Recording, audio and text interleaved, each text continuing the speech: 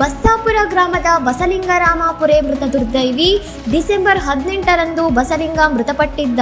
ಮನೆಗೆ ಹಂಚು ಹಾಕುವಾಗ ಆಕಸ್ಮಿಕವಾಗಿ ಬಿದ್ದು ಮೃತಪಟ್ಟಿದ್ದಾನೆ ಎಂದು ಕುಟುಂಬಸ್ಥರು ನಂಬಿಸಿದ್ದರು. ಆದರೆ ಮರಣೋತ್ತರ ಪರೀಕ್ಷೆಯಲ್ಲಿ ತಲೆಗೆ ಬಲವಾದ ಪೆಟ್ಟು ಬಿದ್ದಿರುವುದು ದೃಢಪಟ್ಟಿದ್ದರಿಂದ ಪೊಲೀಸರಿಗೆ ಅನುಮಾನ ಮೂಡಿತ್ತು. ತನಿಖೆ ಚುರುಕುಗೊಳಿಸಿದ ಪೊಲೀಸರು ಮೃತನ ತಾಯಿ ರತ್ನವ್ವ ಅವರ ಬಳಿ ಭಾವನಾತ್ಮಕವಾಗಿ ಮಾತನಾಡಿದಾಗ ಅಸಲಿ ಸತ್ಯ ಹೊರಬಿದ್ದಿದೆ. 4 ಎಕರೆ ಜಮೀನಿಗಾಗಿ ಅಣ್ಣ ಸಿದ್ದಪ್ಪ ಹಾಗೂ ತಮ್ಮ ಬಸಲಿಂಗ ನಡುವೆ ಗಲಾಟೆ ನಡೆದಿತ್ತು. ಕೊಟ್ಟಿಗೆಯಲ್ಲಿ ನಡೆದ ಜಗಳದ ವೇಳೆ ಅಣ್ಣ ಸಿದ್ದಪ್ಪ ಕಟ್ಟಿಗೆ ಮತ್ತು ಕಲ್ಲಿನಿಂದ ಬಸಲಿಂಗನ ಮೇಲೆ ಹಲ್ಲೆ ನಡೆಸಿಕೊಂಡಿದ್ದ. ಈ ಕೃತ್ಯ ನಡೆದಾಗ ತಾಯಿ ಮತ್ತು ಪತ್ನಿ ಎದುರೇ ಇದ್ದರು. ಪ್ರಕರಣ ಮುಚ್ಚಿಹಾಕಲು ಪತ್ನಿಗೆ ಜೀವ ಬೆದರಿಕೆ ಹಾಕಿದ್ದ. ತಾಯಿ ನೀಡಿದ ಹೇಳಿಕೆಯ ಆಧಾರದ ಮೇಲೆ ಆರೋಪಿ ಸಿದ್ದಪ್ಪನನ್ನು ಯಮಕನಮರಡಿ ಪೊಲೀಸರು ಈಗ ಸಿನಿಮೀಯ ಮಾದರಿಯಲ್ಲಿ ಬಂಧಿಸಿದ್ದಾರೆ.